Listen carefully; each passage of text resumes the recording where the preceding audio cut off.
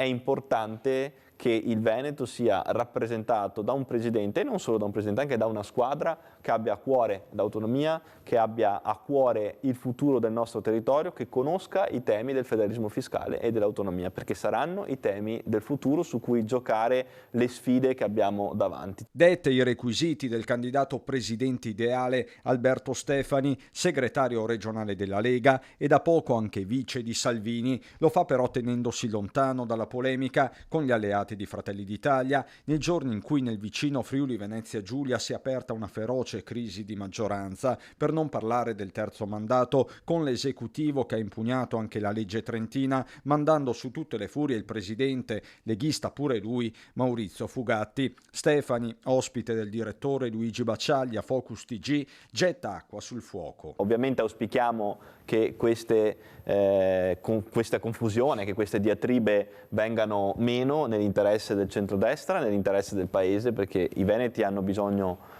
di un governo stabile e i cittadini hanno bisogno di un governo stabile che governi bene e in compattezza. Noi continuiamo a portare all'attenzione del governo un tema che è quello dell'autonomia, della voce delle regioni. Autonomia che per Stefani resta quella tracciata dalla riforma Calderoli, che segna un punto con l'ok in Consiglio dei Ministri alla legge delega sui LEP, i livelli essenziali delle prestazioni. Il modello è quello dei comuni.